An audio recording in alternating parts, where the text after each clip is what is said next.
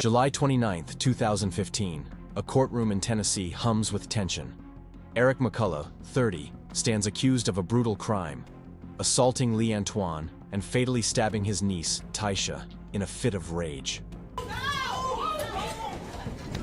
The details are sickening. Taisha, just 22, was knifed multiple times, her life bleeding out on a summer night. Lee, a relative and witness to McCullough's violence, is in court for an unrelated charge, but called to testify against him. The judge expects a routine hearing, but Lee has other plans. As McCullough stands at the defense table, Lee's eyes lock on him, the man who took his niece, his family's light. Without warning, Lee charges, roaring, "You killed her!" Deputies shout, "Back up, sir!" Back up, as they swarm to intercept. Lee's fists swing wildly, inches from McCullough's face, before he's tackled to the floor. The courtroom erupts. Spectators gasp, chairs scrape, and the judge's gavel pounds like a heartbeat. Order is restored, but the air remains electric.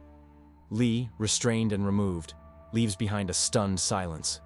The trial presses on, and the evidence is airtight. Blood on McCullough's clothes, Taisha's DNA on the blade, and Lee's testimony painting a picture of a volatile man with a grudge. The motive? A family dispute turned deadly, possibly over money or betrayal, though court records are murky. McCullough's murder charge is reduced to manslaughter in a plea deal, landing him 6 years in prison. Lee, for his outburst, gets 11 months and 29 days for contempt and his unrelated charge. But for Taisha's family, no sentence heals the wound. She was the glue, planning reunions, always smiling, now gone forever. Lee's attack wasn't just rage. It was a cry for a justice the system couldn't fully deliver. This case begs the question, when words fail, and the killer's right there, how do you hold back? Case 2. Vashon Flowers, a son's fury in a Michigan court.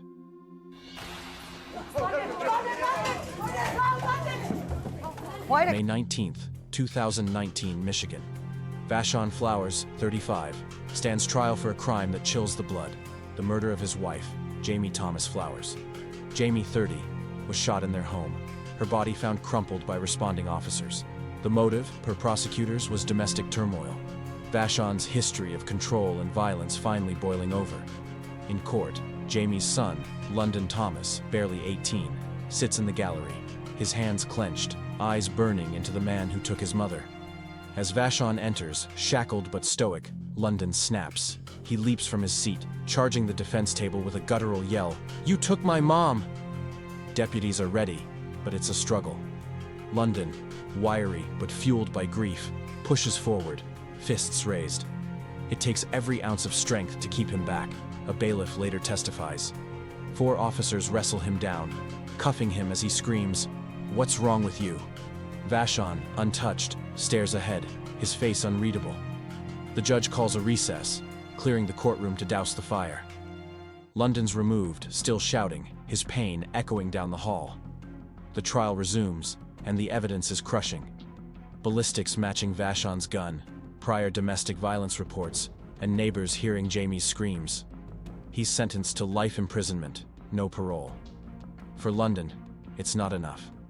Jamie was his rock, working double shifts to keep him in school, planning his college future.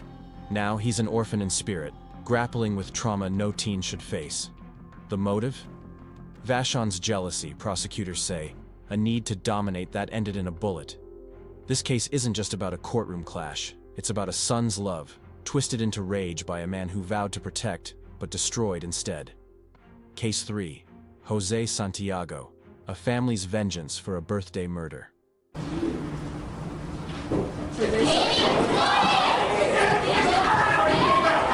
In a Florida courtroom, 2023, Jose Santiago, 32, faces justice for a crime that's as cruel as it gets, stabbing his girlfriend, Jessica Roas, hours after her 25th birthday celebration. The details are heart-wrenching. Jessica, vibrant and newly 25, was found in her apartment, multiple stab wounds ending her life. Santiago, her on-again, off-again boyfriend, was arrested days later, his clothes stained with her blood. Prosecutors point to a jealous rage, triggered by Jessica's plans to leave him. The courtroom is packed with her family, parents, siblings, cousins, all wearing buttons with her smiling face. As Santiago enters, the air shifts. Jessica's family, seated together, rise as one, a wave of fury crashing toward the defense table. Her father leads the charge, shouting, "You killed my baby!" Her mother and brother follow, arms outstretched, ready to tear Santiago apart. Deputies dive in, forming a barrier. "Calm down! Back off!" they yell, struggling to hold back the family's collective grief. The judge bangs the gavel, threatening to clear the court, but the family's cries drown it out. After a tense standoff, they're escorted out, sobbing and cursing. Santiago, unscathed, sits silently, his fate already sealed by evidence. The murder weapon in his car, texts threatening Jessica, and a neighbor's 911 call. The judge hands down life without parole. Jessica's family, barred from returning, learns the verdict outside, but it's hollow. Jessica was their joy, planning her dream wedding, saving for a house, now reduced to a memory. The motive? Santiago's inability to let go, a possessiveness that turned a birthday into a bloodbath. This case shows how a family's love can erupt into chaos when justice feels too slow. Case 4. Desean Brown, a father's desperate lunge. December 2020, Ohio. Desean Brown, 28, stands trial for a double homicide that defies comprehension, stabbing his girlfriend, Intia Lattimore, and drowning her 3-year-old son, Nilo, in the Ohio River. The details are horrifying. Intia, 29, was found in a body bag near the Purple People Bridge, stabbed multiple times. Brown, expecting a child with her earlier that year, believed she deliberately miscarried, fueling his rage. He thought she killed their baby, so he was going to do something to her baby, prosecutors said, citing phone records showing Brown ordered a body bag on eBay the day before the murder. Nilo's body was never found, lost to the river's depths. In court, Nilo's father, a broken man, sits through testimony detailing the unthinkable. As Brown enters, shackled but defiant, the father snaps. He strides toward the defense table, fists balled, shouting, "You killed my boy!" Deputies tackle him mid-step, pinning him to the ground as he thrashes. "Chill out!" an officer yells, but the father's cries cut through. "What's wrong with you?" The courtroom freezes, spectators hold their breath, the judge calls for order. Brown is hustled out for safety, and the father, cuffed, is led away, his sobs echoing. The trial continues, and the evidence is overwhelming. Intia's blood in Brown's apartment, the eBay purchase, and a witness seeing him near the river. Brown's case is ongoing, but prosecutors seek life without parole. For Nilo's father, it's no consolation. Intia was a devoted mom, Nilo a giggling toddler who loved trains, both gone, because of Brown's twisted revenge. This case isn't just about a courtroom attack, it's about a father's heart, shattered by a monster who took everything. These 4, Eric McCullough, Vashon Flowers, Jose Santiago, and Desean Brown, show what happens when grief meets the face of evil.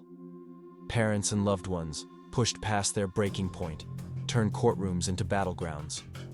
How do you stay composed when the killer's right there, smirking? These stories aren't just about chaos. They're about love so fierce it demands justice, even if it's just a swing away.